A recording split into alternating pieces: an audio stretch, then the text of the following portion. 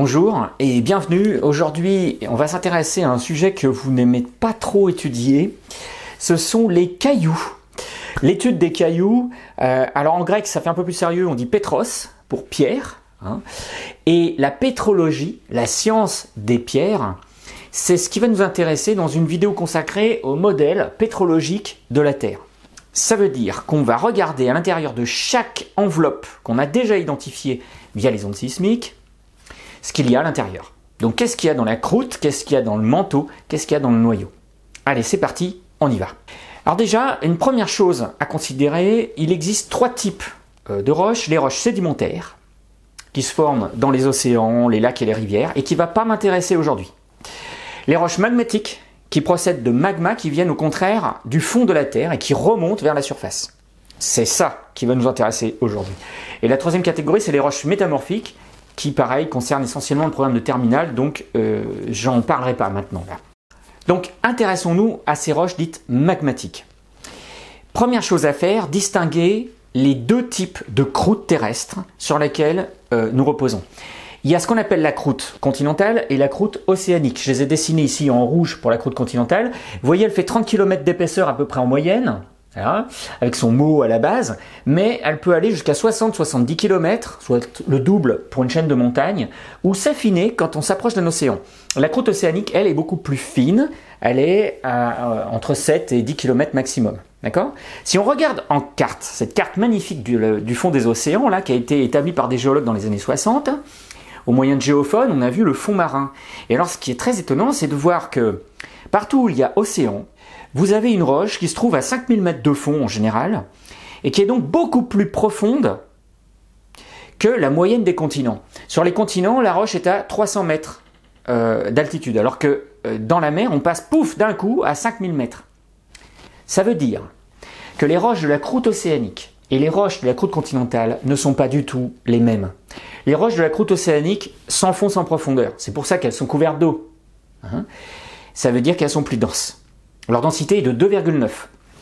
Alors que les roches de la croûte continentale, si elles flottent entre guillemets en surface, c'est parce que leur densité est plus faible. La densité en moyenne dans la croûte continentale est de 2,7. Voilà pourquoi j'ai un décalage entre une croûte continentale et une croûte océanique. Au fait, il arrive parfois que la mer recouvre une partie de continent. À ce moment-là, on ne parle pas d'océan. C'est le cas par exemple de la mer du Nord. Ce qui nous sépare de l'Angleterre, c'est pas du tout un océan. C'est un continent, en réalité, mais qui est couvert d'eau. Alors qu'est-ce qu'on trouve dans la croûte continentale ? Là, on prend une pelle et une pioche, on creuse, et puis on regarde ce qu'on trouve. À ce jeu-là, les Russes ont fait très fort. Dans les années 70-80, ils ont décidé de creuser le plus grand trou du monde. Ils voulaient creuser jusqu'à 15 km. Ils sont arrêtés à 12 km et demi parce que les foreuses n'arrivaient plus à creuser. Puis surtout, c'est la fin du bloc soviétique. On est en 1991, donc les travaux s'arrêtent. Leur trou est quand même immense. C'est près de Mourmansk, là, que se trouve ce trou de Kola, qui est le plus grand trou jamais entrepris et qui a permis de montrer que la croûte continentale, pour l'essentiel, c'est du granit. Alors, qu'est-ce que le granit ? Le granit, si je le regarde en macro, comme vous le voyez là, c'est une roche qui est constituée de plusieurs grains. C'est pour ça qu'on dit que cette roche a une texture grenue. Alors, trois couleurs de grains. Un gris, c'est le quartz. Un blanc, feldspath. Et noir, c'est la biotite ou mica noir. Si on regarde au microscope à lumière polarisée, on voit ça. Donc là, on va passer au schéma. Là, je vous montre, j'ai fait un petit schéma de cette lame mince. Ici, on grossit x 40, d'accord ? Donc les minéraux sont visibles au microscope, mais on peut les voir aussi à l'œil nu. Et là, on a une texture typiquement grenue parce que toute la lame est cristallisée. Et les minéraux sont de bonne taille. Alors, on distingue trois types de minéraux. Ici, vous avez des minéraux avec des lignes à l'intérieur. On appelle ça des macles. Ça veut dire que ces minéraux sont brisés, comme ça. Okay. Ce minéral-là qui a une seule macle, on dit que c'est une orthose. C'est la macle de Carlsbad. Et ce minéral-là, qui a plein de petites lignes, c'est une macle dite polysynthétique, on l'appelle feldspath plagioclase. Dans tous les cas, si vous retenez le mot feldspath pour ces deux minéraux-là, c'est très bien. Ici, feldspath orthose et feldspath plagioclase. D'accord ? Quand il n'y a pas de ligne à l'intérieur, quand c'est pas cassé, à ce moment-là, c'est un quartz. Le quartz est inaltérable. On ne peut pas le détruire, sauf avec une bombe atomique ou une météorite. Enfin, ça, c'est exceptionnel. Et ce quartz, d'ailleurs, est tellement inaltérable qu'on va même le retrouver dans les sables, très très loin des montagnes dont il procède. Et puis, il y a ces minéraux colorés, là. Ces minéraux colorés, c'est la biotite, qui est noire en lumière naturelle, mais par contre, au microscope, elle apparaît marron à brune. D'accord ? Alors cette roche-là, de densité 2,7, de texture grenue, on dit que c'est une roche magmatique plutonique, qui constitue la croûte continentale. Qu'est-ce que ça veut dire plutonique? Alors là, c'est de la mythologie grecque. On va passer à ce dessin-là. Ici, vous avez la croûte continentale. D'accord? Ça, c'est le mot, c'est la base de la croûte continentale. On a combien là en épaisseur du coup? 30 km. D'accord? Et en dessous, c'est le manteau. Bien. Alors, pour faire du granit, on prend du manteau. Et dans certains contextes géodynamiques, je reviendrai sur ça plus tard, le manteau remonte vers la surface. Si le manteau remonte vers la surface, il a tendance à fondre parce qu'il se décomprime. Une fois que le magma est formé, il remonte vers la surface parce qu'il est plus léger et il a du mal à remonter. En général, il s'arrête dans la croûte elle-même, dans l'antre de ce que les Grecs appelaient les enfers. Et le dieu des enfers, c'est Hadès chez les Grecs, mais chez les Romains, c'est Pluton. Alors voilà pourquoi on dit roche plutonique, parce qu'on est dans l'antre de Pluton. Et là, on forme des espèces d'énormes poches de magma qui va cristalliser de manière très lente. Si le magma cristallise lentement, les minéraux ont le temps pour pousser. Et ils forment donc une roche de texture grenue, qu'on appelle le granit. Pour un grec, refroidir, devenir froid, devenir gelé, c'est cryos. Okay, on entend cryogéniser, par exemple, c'est le froid. Hein. Et ça a donné le mot cristal. Cristal, ça a à voir avec le refroidissement. Pensez toujours. Quand un magma refroidit lentement en profondeur, les minéraux poussent. Les minéraux, c'est les cristaux. Et donc la roche est entièrement cristallisée. Sa texture devient grenue. Ça va? Et si le magma remonte à la surface, alors là, il va rentrer dans l'antre de Vulcain. Et Vulcain, c'est le dieu de la forge. C'est celui qui va refroidir ces magmas très rapidement pour en faire par exemple du verre. Hein, une verrerie, c'est ça. On prend du quartz, on le fait fondre à 600 degrés et ensuite on le solidifie d'un seul coup. Du coup, les cristaux n'ont pas le temps de pousser. On va voir les cristaux qu'au microscope. On dit que la roche est donc microlithique, une texture microlithique. Et donc cette roche sera de type volcanique. Là, je vous en montre une, par exemple, c'est une andésite. Voilà l'équivalent d'un granit, mais qui a fondu très rapidement. Et là, à l'extrême, une obsidienne, où là, il n'y a pas eu le temps du tout de cristalliser. Vous avez donc un verre pur, hein, c'est l'obsidienne. Alors, l'essentiel de la croûte, en conséquence, est formé de granit, puisque c'est dans la croûte que se forment ces granites. D'accord? Et puis un petit peu de roche volcanique en surface. Ça, c'est vrai pour la croûte continentale, confirmée par le forage de Kola. Et dans la croûte océanique, qu'est-ce qu'on trouve? D'autres roches magmatiques. Alors on reverra la dorsale plus tard, mais quand le manteau sous une dorsale fond, il va générer non pas du granit, mais du gabbro ou des basaltes. Ces deux roches-là qu'on trouve soit en profondeur, là, soit en surface. Là, quand je dis en surface, c'est sous la mer. Okay, sont issus du même magma. C'est donc la même chimie qui va donner les mêmes minéraux. Qu'est-ce qui change alors? C'est la texture. Ici, regardez, vous avez une texture grenue, des gros minéraux qui poussent. Okay, alors ces minéraux, vous le reconnaissez. Ça, c'est la maque polysynthétique typique des feldspath plagioclase. Ça va, vous les reconnaissez, c'est les mêmes que ceux du granit. Par contre, attention, interdit de trouver du quartz là-dedans, interdit de trouver des micas. Ce qu'on va trouver à la place, c'est ça. Ce minéral-là, qui est marron en lumière naturelle, en macro, en réel, hein, mais qui prend des belles couleurs rouge, orangé, en lumière polarisée, c'est le pyroxène. D'accord? C'est un ferromagnésien. C'est important, ça c'est un minéral ferromagnésien. On en reparlera parce qu'il y a du fer dedans et donc ça enregistre le champ magnétique, notamment. Voilà, donc texture grenue. Là, dans le basalte, c'est exactement la même chose. On retrouve des pyroxènes et des feldspaths, mais ils sont plus petits, on ne les voit pas à l'œil nu.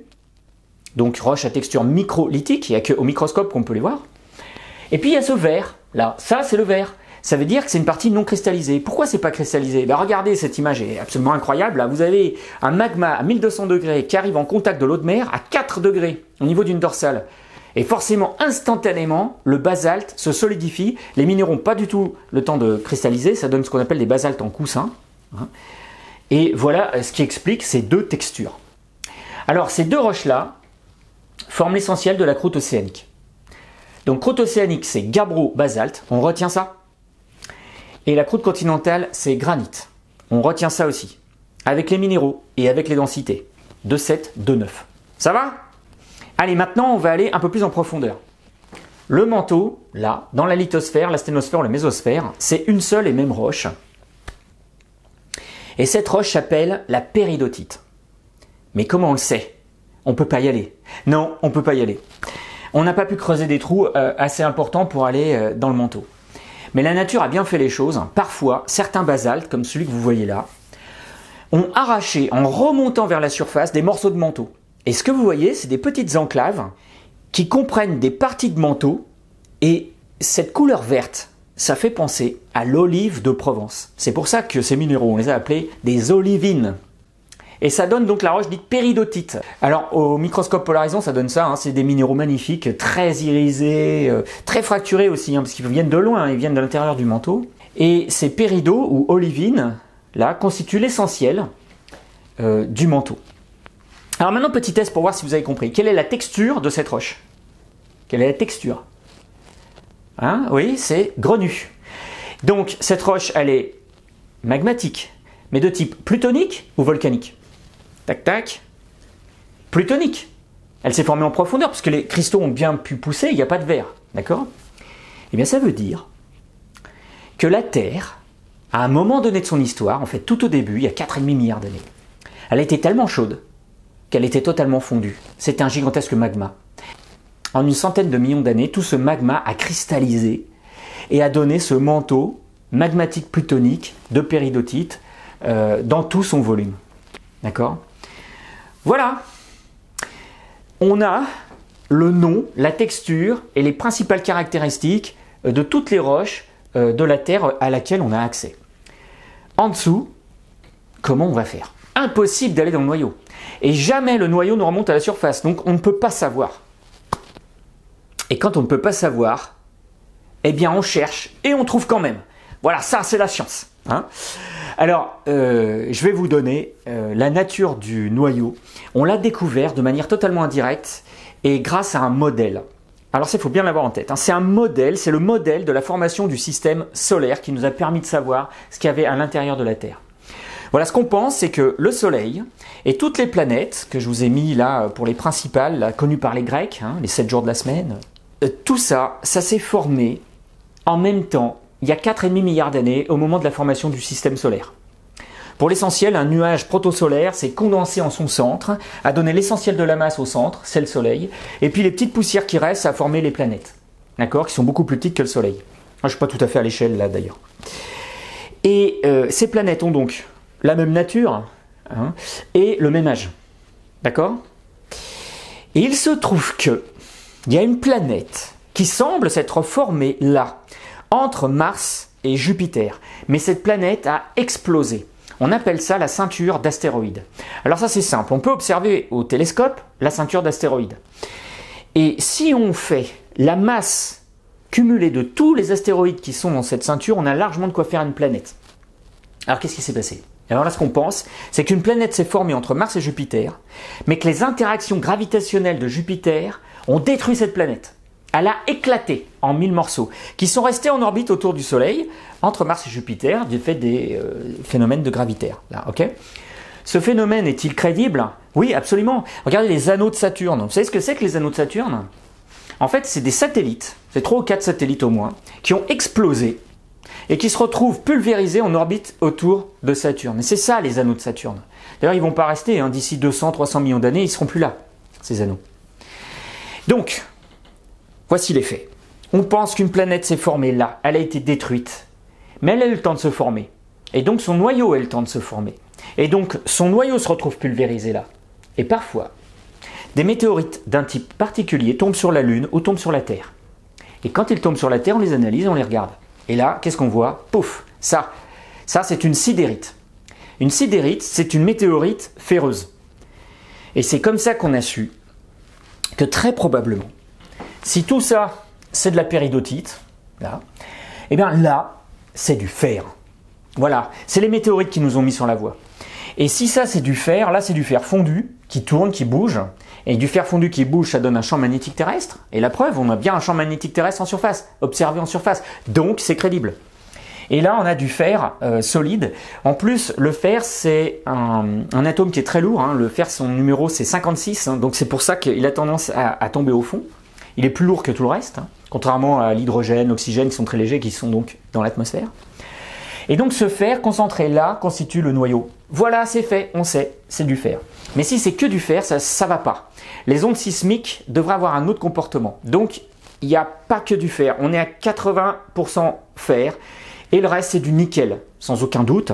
Alors, on a fait des tests avec le nickel. D'abord, il y en a dans les météorites, mais en plus, si on mesure les vitesses des ondes sismiques, ça colle. Donc, c'est fer à nickel. Voilà.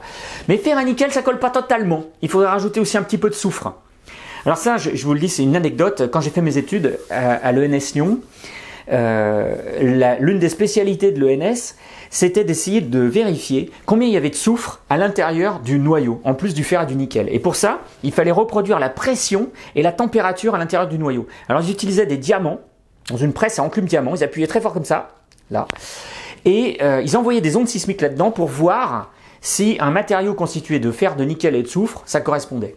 Et tous les jours, ils approchaient d'une valeur et ils nous disaient, voilà, en fait, il y a 1,7% de soufre. Le lendemain, finalement, c'est 1,8% de soufre. Voilà. Donc ça, c'est de la science active. Hein, c'est toujours un domaine de recherche. Voilà. Et c'est quand même assez fabuleux d'arriver à se poser des questions, là, savoir ce qu'il y a à l'intérieur de la Terre, tout au centre. Bon, voilà.